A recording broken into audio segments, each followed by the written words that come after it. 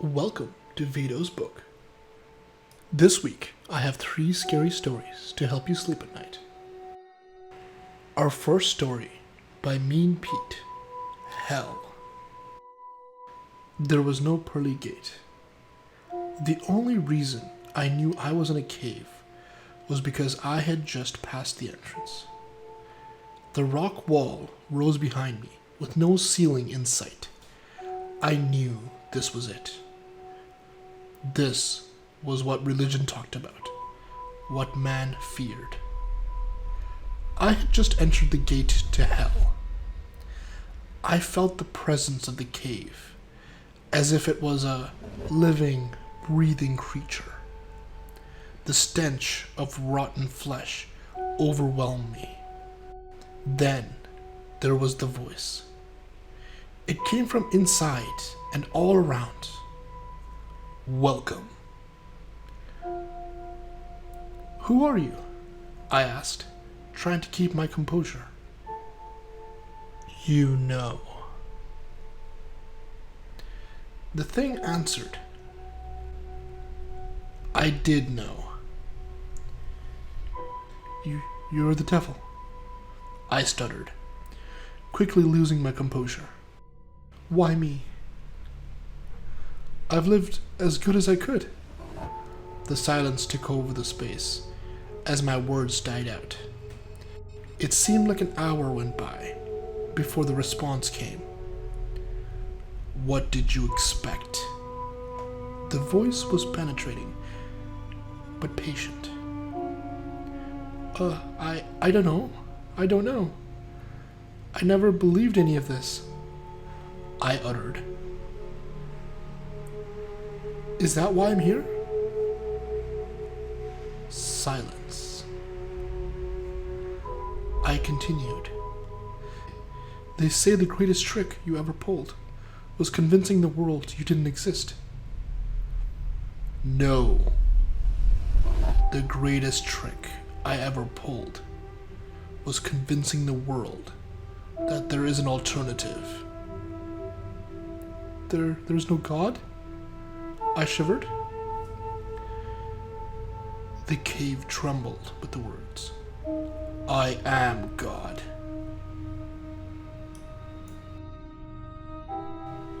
Our second story by MeanPete, Hands.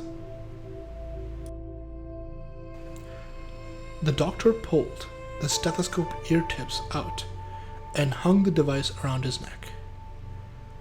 Mr. Weatherby, all of your tests have come back negative, and my examination shows nothing abnormal. Adam knew what was coming next. I'm not crazy, doctor. I'm sorry, but there's no physical reason for why you occasionally lose control of your hands. A psychologist can help. I don't need therapy. I need answers. They seem to have a life of their own. I can't hold a job. I'm under investigation for assault. I almost killed my neighbor. This can't go on. I'll try anything at this point. After 2 weeks on a new medication, Adam saw no progress and grew incredibly depressed. He was convinced that despite what the doctors said, it was not a psychological problem. That night, a frustrated and angry Adam sat in a chair and drank bourbon. Drunk and hopeless, he stumbled to the garage. He started the table saw, then slowly lowered his wrists towards the screaming blade. Detective Armstrong entered the garage, where several uniformed officers stood over the blood-soaked body. So, what do we got? He asked, taken in the blood-splattered scene. This is a weird one, Detective. How so? Take a look at the body. He apparently chopped off his hands with the table saw and bled to death. Armstrong knelt down. And we can't find his hands anywhere. Our third story, by Sabethook. He stood against my window.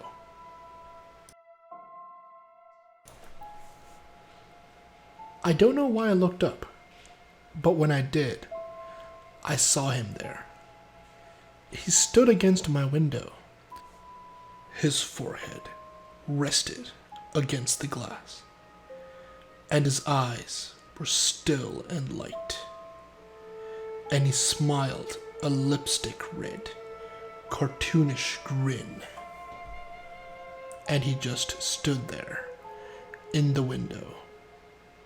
My wife was upstairs sleeping. My son was in his crib. And I couldn't move. I froze. And I watched him looking past me through the glass. Oh, please no. His smile never moved, but he put a hand up and slid it down the glass, watching me.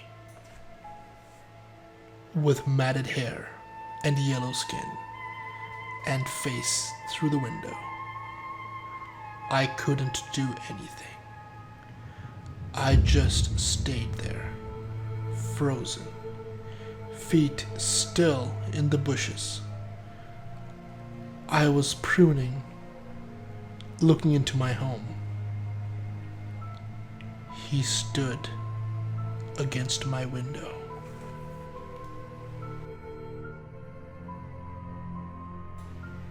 Thank you for listening. See you next week.